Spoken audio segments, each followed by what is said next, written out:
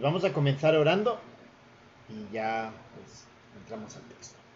Gracias, bendito Señor, por este tiempo de poder alabarte, porque quien tú eres, Señor, que tú eres el único Dios, el único que se merece toda la adoración, el único que se merece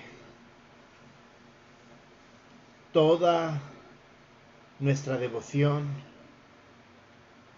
Y Señor, queremos conocerte más.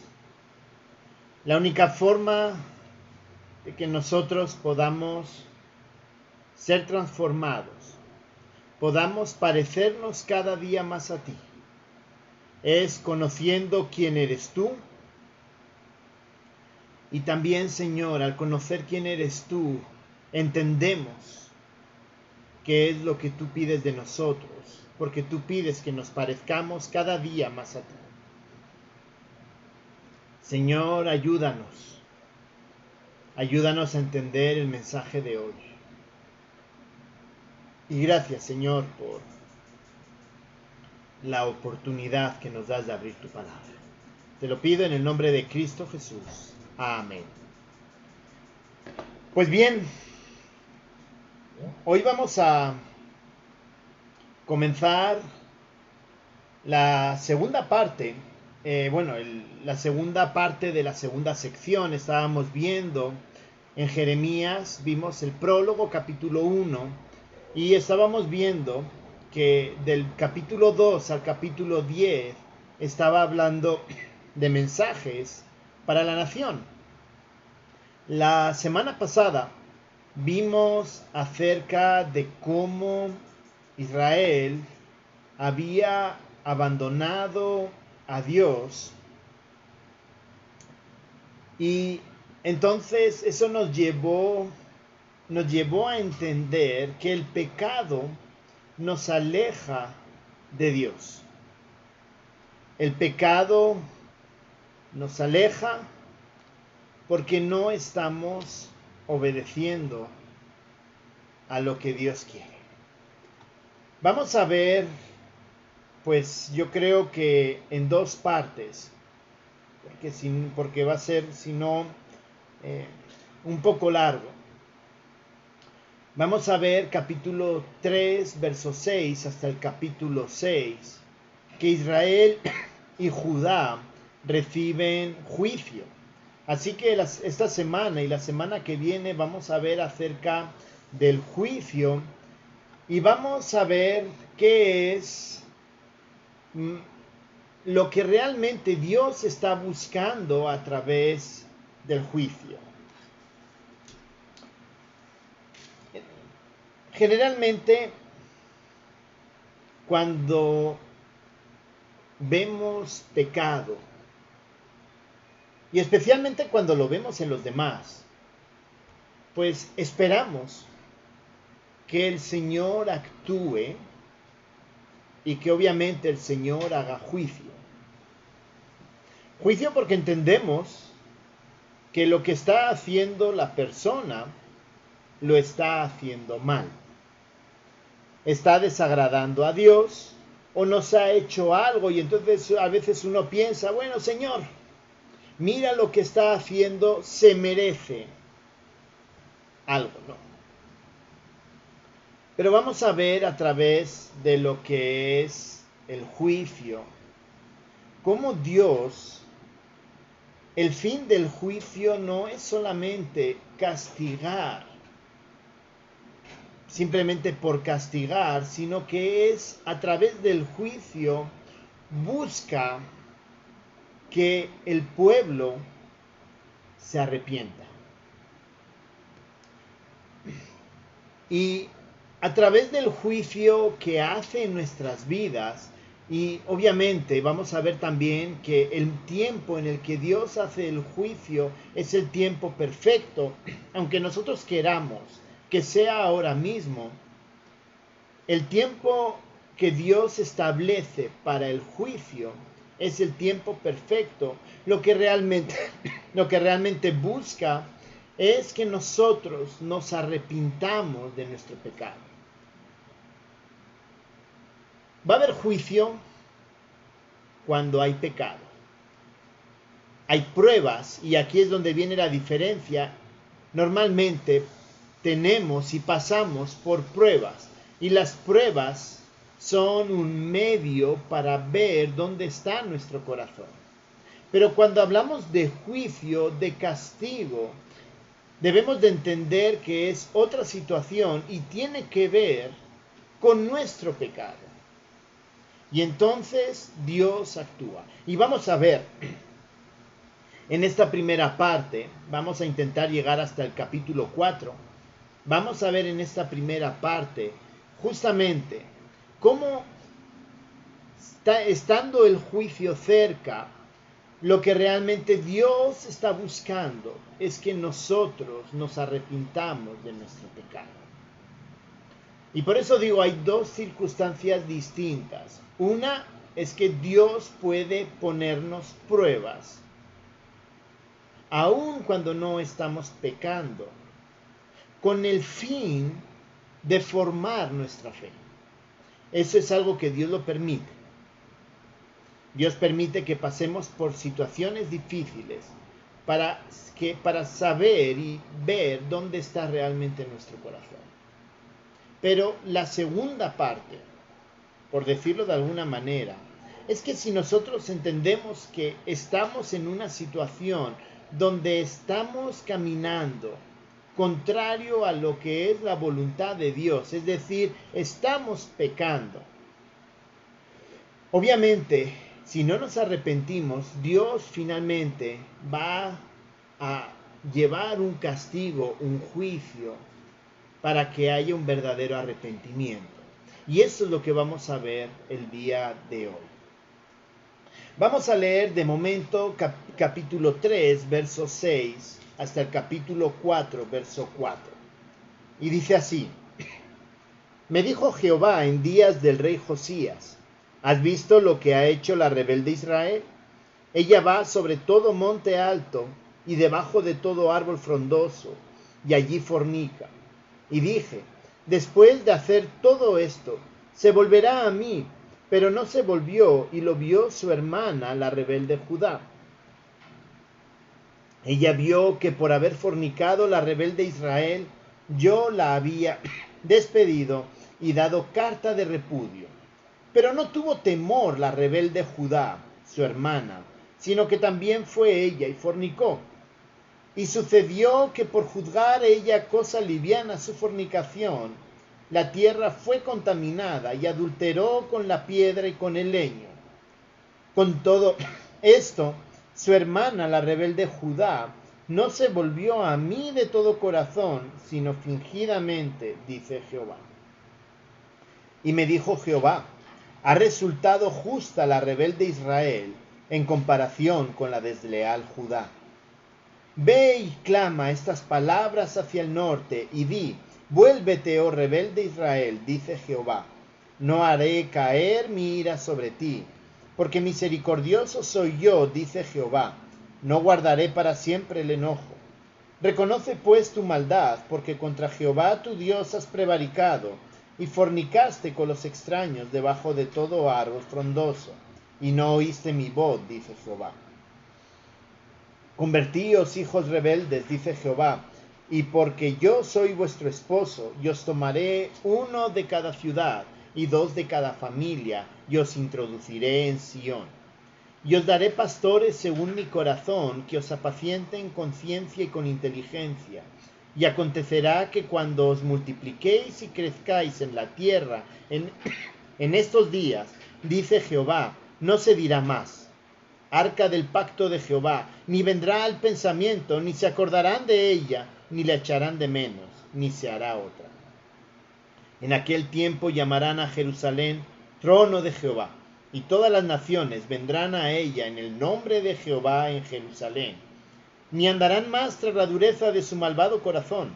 En aquellos tiempos irán de la casa de Judá a la casa de Israel, y vendrán juntamente de la tierra del norte a la tierra que hice heredar a vuestros padres.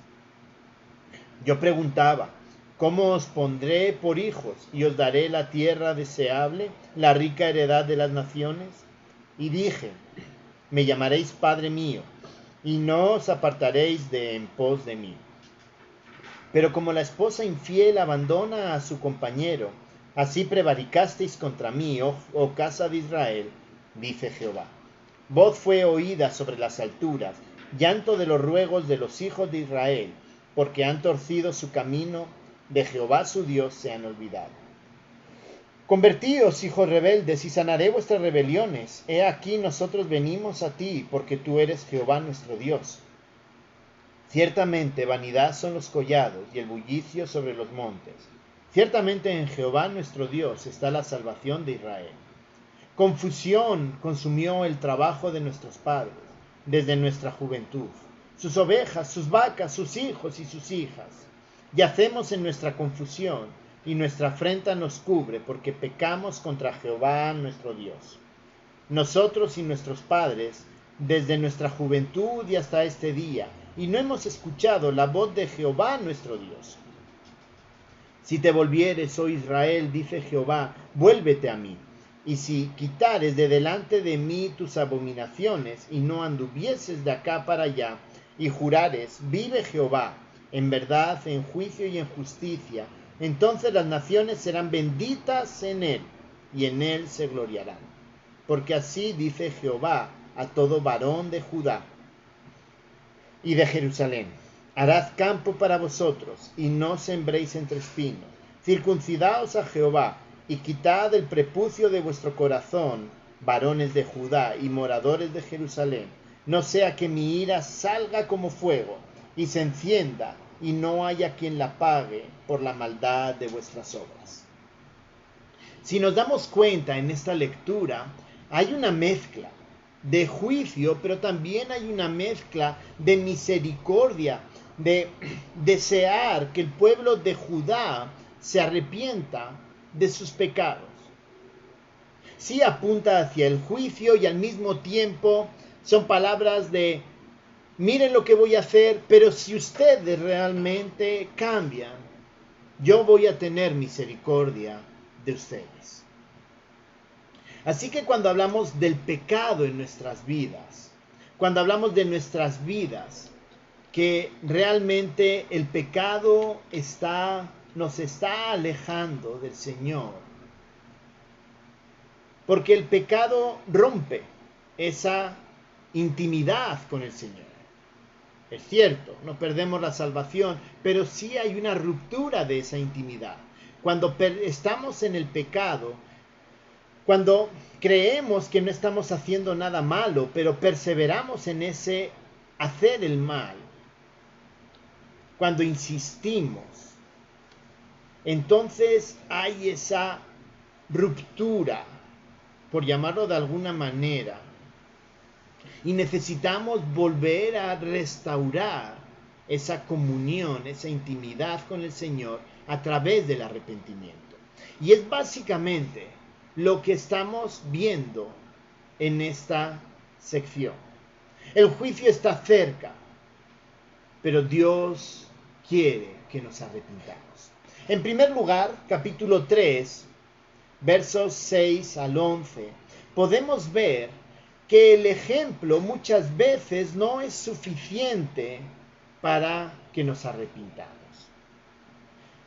Muchas veces decimos, fíjate en fulano, mira cómo está aquel, mira lo que le pasó, mira lo que hizo. Y nosotros decimos, bueno, tenemos un ejemplo claro de lo que significa tomar una dirección equivocada, alejarse del Señor. Y entonces podemos decir, los demás a través de ese ejemplo no van a tomar ese camino.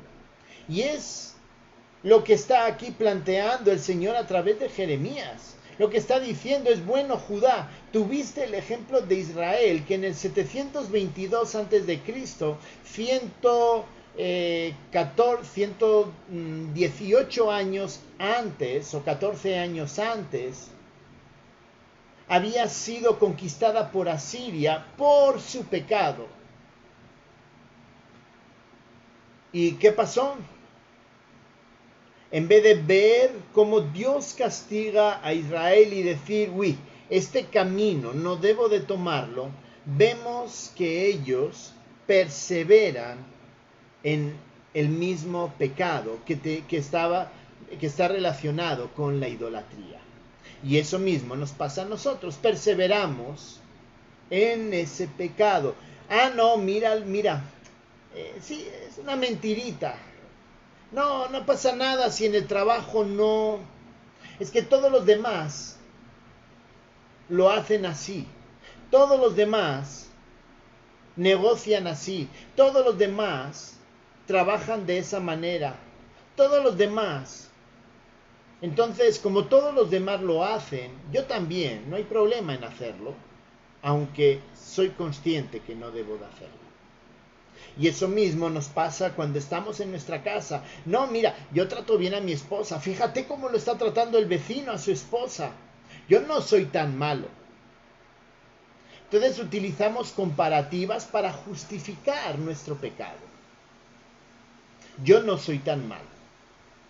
Y aunque vemos que quizá en otra persona esa misma actitud ha tenido una consecuencia, que puede ser un despido, puede ser una judicialización por haber tenido un acto de corrupción o lo que sea, nosotros pensamos que a nosotros no nos va a pasar.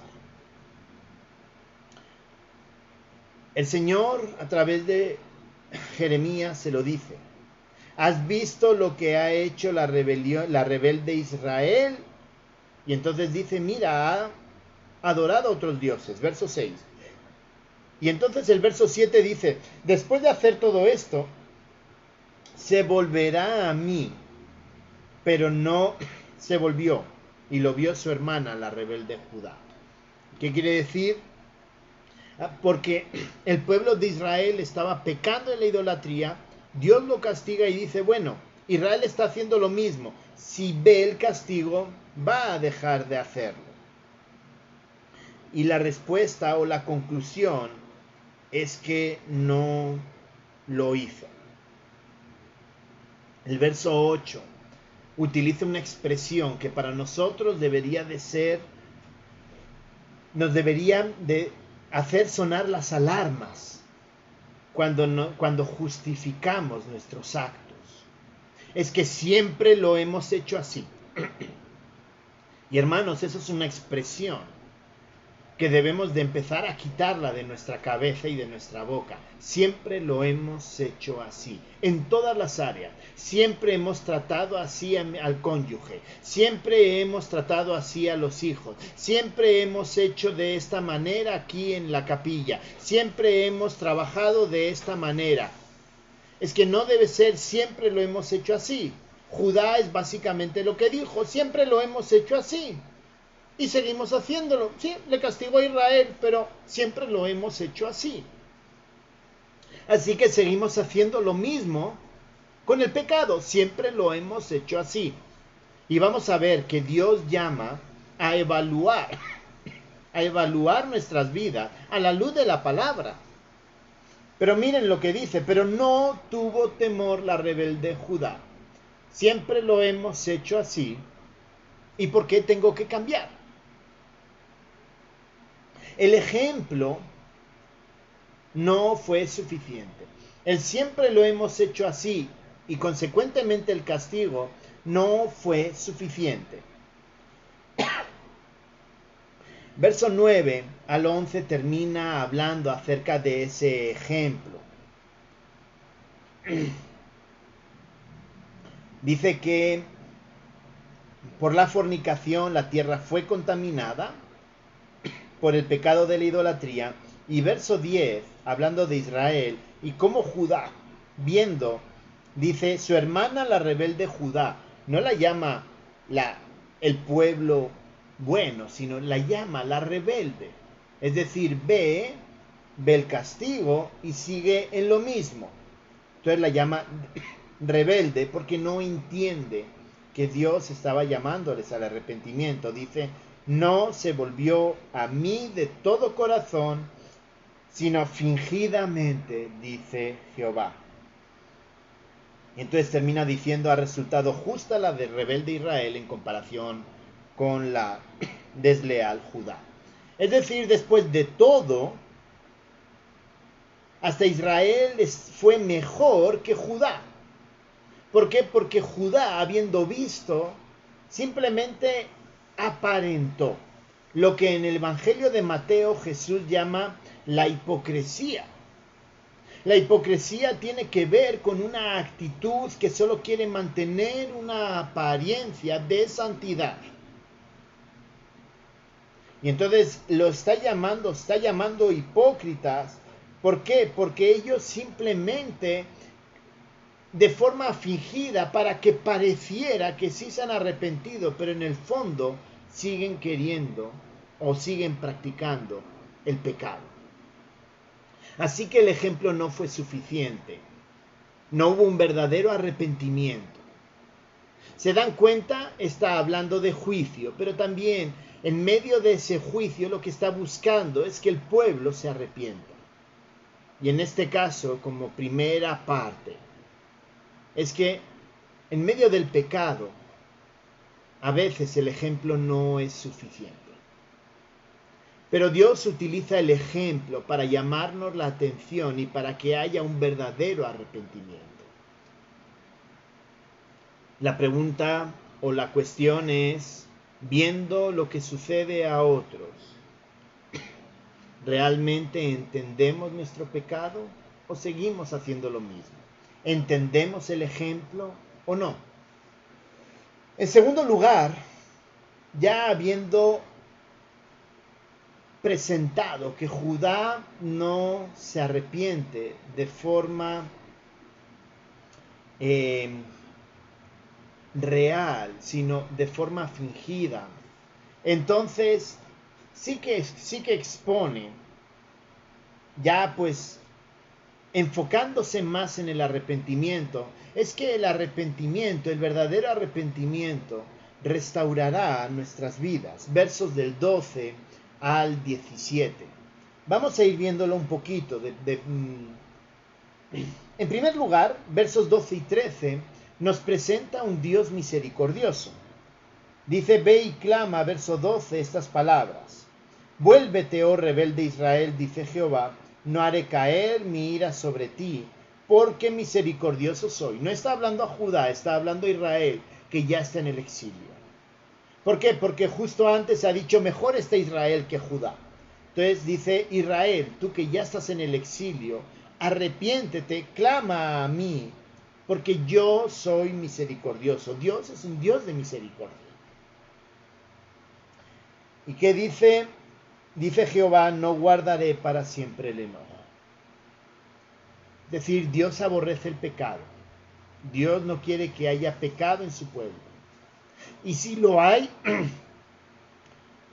debemos de entender que Dios es misericordioso y que quiere que nos arrepintamos. Porque realmente su deseo no es, por decirlo así, vivir enojado con nosotros, sino que nosotros nos arrepintamos y nos acerquemos a Él. Entonces, ¿cómo viene o cuál es la respuesta del hombre ante la misericordia de Dios? Verso 13, reconoce pues tu maldad, porque contra Jehová tu Dios has prevaricado y fornicaste. Así que cuando entendemos que Dios es misericordioso, y esa misericordia tiene que ver con el perdón, entonces la respuesta de la persona cuando ha pecado debe ser un verdadero arrepentimiento, un genuino arrepentimiento.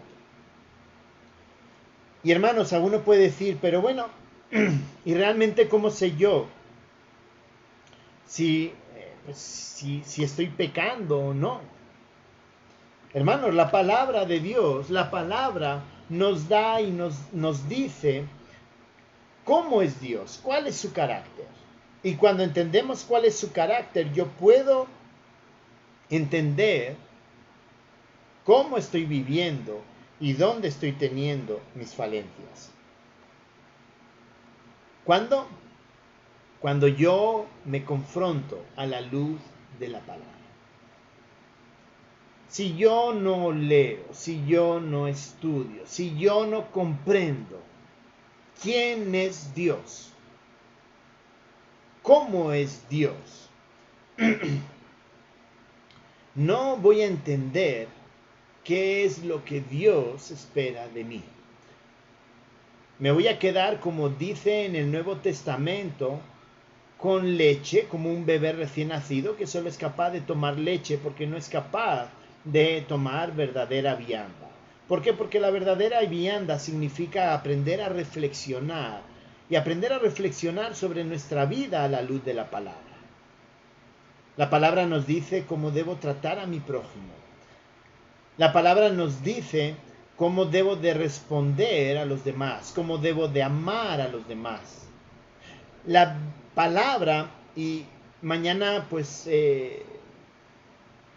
me han invitado para poder hablar sobre el noveno mandamiento y el 10º mandamiento, que es no mentirás y no codiciarás, a una, digamos, por internet, a un conversatorio por la mañana, justamente hablando del no mentirás. Tiene que ver con que Dios es verdad. Bueno, Jesús es verdad. Jesús dijo: yo soy el camino, yo soy la verdad. Y entonces, ¿cómo yo respondo a la verdad? Si yo digo que soy creyente y comprendo que Dios es verdad, no puede salir acusaciones de mi boca contra otro. ¿Me entienden? Cuando yo entiendo cómo es el Señor, entonces yo puedo evaluar y valorar qué es lo que digo. ¿Digo la verdad? ¿Codicio lo de los demás? No, mira el carrito que tiene, mira la casa que tiene, mira el trabajo que tiene, mira la plata que tiene, mira las vacaciones que tiene, mira. En vez de dar gracias a Dios por lo que Él nos da. Pero no solamente nos presenta a un Dios misericordioso, sino que también versos 14 y 15 nos invita a convertirnos para ser restaurados. Convertidos, es decir, después de entender que Dios nos llama a arrepentirnos porque Él es misericordioso, entonces nos llama a convertirnos. Dice Jehová: porque yo soy vuestro esposo y os tomaré de cada uno de su familia. ¿Y qué dice? Y os daré pastores según mi corazón, que os apacienten con ciencia y con inteligencia. La conversión tiene que ver con una restauración. La conversión tiene que ver con una transformación. Estaba escribiendo un artículo y en una de las anotaciones hablando, yo no lo estaba enfocando por ahí, pero eso quiere decir que se puede entender de esa manera. Me hablaba acerca de la oración de conversión. Y la oración, pues digamos, puede ser un primer paso. Pero realmente lo que demuestra mi conversión, lo que demuestra que yo he entendido quién es el Señor, su misericordia, y esa conversión de decir: tengo que dejar mi vida pasada y hacer lo que yo debo, se ve a través de los actos. Es decir, lo que habla Santiago, es decir, mi fe, el creer en la obra de Cristo, reconocer su señorío, convertirme, se tiene que evidenciar a través de mi vida. Y eso es un proceso que comienza cuando creemos y terminará cuando estemos en la presencia del Señor. Pero Dios quiere que crezcamos, que cada día nos parezcamos más a Él. Entonces esta conversión es un proceso donde vamos a ser restaurados y donde vamos a ir creciendo, formándonos según el carácter de Jesucristo. ¿Por qué? Porque el fin de nosotros es parecernos a ese Cristo transformado que resucitó en la cruz. Ese es nuestro fin, parecernos a Él. Y eso es lo que deberíamos de aspirar cuando entendemos que Dios es misericordioso y nos perdona y nos convertimos. Y finalmente versos 16 y 17 habla acerca de la restauración. Y acontecerá que cuando os multipliquéis y crezcáis en la tierra en estos días, dice Jehová, no se dirá más arca del pacto de Jehová, ni vendrá al pensamiento, ni se acordarán de ella, ni la echarán de menos. En aquel tiempo llamarán a Jerusalén trono de Jehová y todas las naciones vendrán a ella en el nombre de Jehová de Jerusalén. Es decir, si hay una verdadera conversión, ellos se iban a identificar como el pueblo del Señor y la gente, viendo cómo ellos estaban actuando, iban a creer. Su testimonio iba a ser la base para que los demás creyeran y ellos iban a ser restaurados. Y la restauración para el pueblo de Israel significaba las promesas que Dios dio a Abraham. Pueblo, tierra, bendiciones. Son las tres promesas y las tres promesas que vemos cumplidas a través de la persona de Cristo. Entonces vemos que el arrepentimiento va a restaurar nuestras vidas. Lo vemos a través de Israel, pero también lo vemos a través de nosotros. Cuando nosotros realmente nos arrepentimos, el Señor nos restaura. Y cuando nos restaura, caminamos. Y el Señor, pues nos va a bendecir. Pero ojo, nos va a bendecir a su manera. Nos va a restaurar a su manera. No pensemos que la bendición va a ser que a mí me va a dar plata, o me va a dar una casa, o me va a dar un carro. No. Sencillamente Dios va a bendecir. Y por último, no va a dar para más el día de hoy. Hablando acerca de esa restauración, vemos que hay una restauración prometida. Versos del 18 hasta el 4.4, 3.18 al 4.4. En primer lugar, versos del 18 al 20, miren lo que dice. En aquellos tiempos irán de la casa de Judá a la casa de Israel y vendrán juntamente de la tierra del norte a la tierra que hice heredar a vuestros padres. Hablando del retorno del exilio. Yo preguntaba, ¿cómo os pondré por hijos y os daré la tierra deseable, la rica heredad de las naciones? Y dije, es decir, bueno, ¿y cómo voy a hacer para daros todo lo que yo os había prometido? Miren cómo comienza la restauración. La restauración no comienza de manera material, sino comienza en la forma, en cómo nos relacionamos con el Señor. Cuando Dios nos restaura, no es tan importante lo material, sino lo relacional. Me llamaréis Padre mío. O sea, Padre es del término Av, ¿de acuerdo? De donde viene Abba Padre, ¿no? En el Nuevo Testamento es Av. Era una forma de llamarlo, en cómo el pueblo llamaba al Señor. Es un término que se utiliza poco y principalmente se utiliza, digamos, a través de los profetas en cómo hay un cambio en la forma de relacionarse. Ya no es el lejano Yahvé, sino es el cercano Padre. Me llamaréis Padre mío. No solo Padre, sino Padre mío. Y no os apartaréis de en pos de mí. La restauración viene con ese desarrollo, ese vínculo cercano con el Señor. Y cuando hay ese vínculo cercano, entonces ya pues se entiende que ya no va a haber más alejamiento por el pecado. Verso 20. Pero como la esposa infiel abandona a su compañero, así prevaricasteis contra mí, oh casa de Israel, dice Jehová.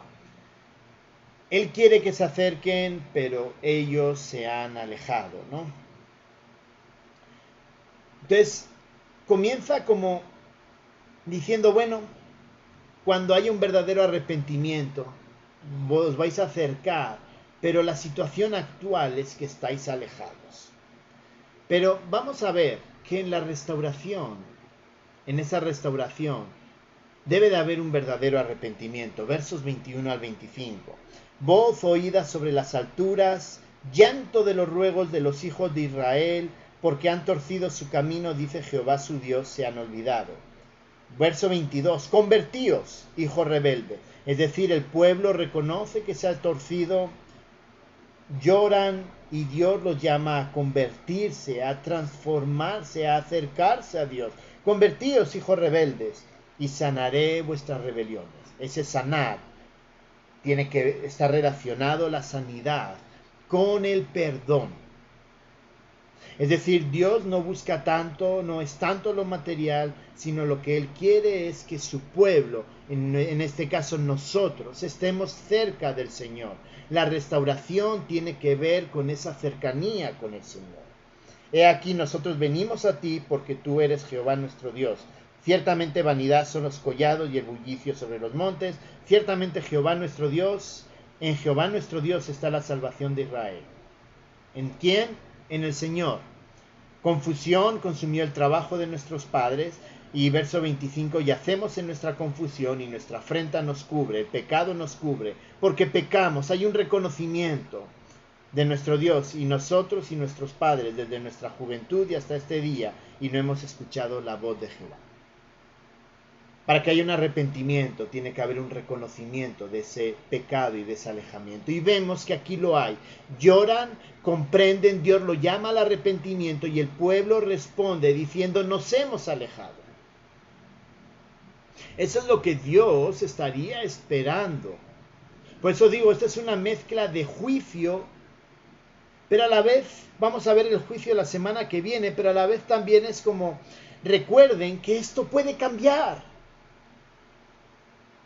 Si ustedes se arrepienten realmente, si ustedes reconocen su pecado, podemos evitar el juicio. ¿Por qué? Porque hay un verdadero arrepentimiento. Pero como hemos visto al principio, tiene que ser un arrepentimiento sin fingimiento. Capítulo 3, verso 10. Y entonces, capítulo 4, verso 1 al 4, vemos las bendiciones ante el verdadero arrepentimiento. Si te volvieres, oh Israel, dice Jehová, ¿no? Está hablando todavía de Israel, el reino del norte que estaba en el exilio. Vuélvete a mí, y si quitares de delante de mí tus abominaciones, si no anduvieses de acá para allá, es decir, si quitases todos tus ídolos, si te alejases del pecado, si te arrepintieses del pecado, y jurares, verso 2, vive Jehová en verdad, en juicio y en justicia, entonces las naciones serán benditas en él y en él se gloriarán. Cuando el pueblo se arrepienta y lo vean a través de ese cambio en Israel, las naciones van a comprender quién es Dios y van a glorificar a Dios. Y entonces dice verso 3, harás campo para vosotros y no sembréis entre espinos. Dios los va a prosperar. Pero lo más importante no es el que vayan a prosperar materialmente. Lo más importante es cómo debe ser el corazón de una persona verdaderamente arrepentida. Circuncidaos a Jehová y quitad el prepucio de vuestro corazón, varones de Judá. Está utilizando la señal que Dios había establecido con Abraham, esa señal que era la circuncisión, la está utilizando. Ellos pensaban, no, somos pueblo porque nos circuncidamos. Y entonces se está llevando a un terreno de hacerles entender a través de ilustrar a través de esa circuncisión física cómo debe de ser la verdadera circuncisión espiritual, cómo debe de ser el verdadero corazón. Entonces dice, circuncidaos, quitad el prepucio de vuestro corazón, circuncidaos vuestro corazón. Que su corazón sea una señal de que ustedes realmente son el pueblo de Dios. Y habla varones de Judá, ¿no? Y moradores de Jerusalén. No sea que mi ira salga como fuego y se encienda y no haya quien la apague. Es decir, ha estado hablando de Israel, invitándolo a arrepentirse, a volver y ser perdonados, pero también está hablando a Judá, para que en el ejemplo de Israel ellos también se circunciden, cambien, tengan esa relación con el Señor. Así que vemos juicio en este texto, pero también vemos misericordia. Hermanos, cuando hablamos y lo llevamos a nuestra vida particular, hermanos, el pecado va a conllevar su juicio. Nos va a castigar. Y no pensemos que Dios no ve lo que hacemos. De verdad, a veces creo que somos muy ingenuos, pensando que Dios no está viendo lo que miramos, lo que codiciamos, lo que hablamos, incluso las mentiras que decimos, incluso los pecados que justificamos. Y Dios nos llama a cambiar.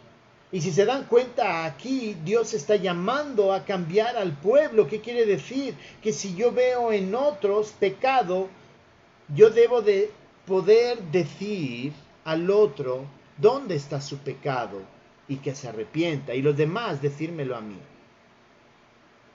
Pero hermanos, debemos de tener cuidado con el pecado. Porque a veces el pecado lo justificamos a través de los demás lo hacen. Siempre lo hemos hecho así. O a través de envidias y celos que los espiritualizamos diciendo que esa persona está mal, que está equivocada. Y hermanos, esos pecados deben de ser tratados. El Señor nos da la oportunidad de arrepentirnos. La llamada al juicio es una llamada a entender la misericordia de Dios para que nosotros nos arrepintamos. Pero no nos arrepintamos de forma fingida, sino que nos arrepintamos verdaderamente. Jeremías está llamando al pueblo. Va a venir juicio y lo vamos a ver la semana que viene, capítulo 4, del verso 5 al 31. Viene juicio. Antes de que venga el juicio, vean lo que le pasó a Israel y cambien. Pero cambien sinceramente. Hermanos, a nosotros también es un llamado. Hermanos, no escondamos y no pensemos que el Señor no se da cuenta. Si estamos pecando, el Señor lo sabe.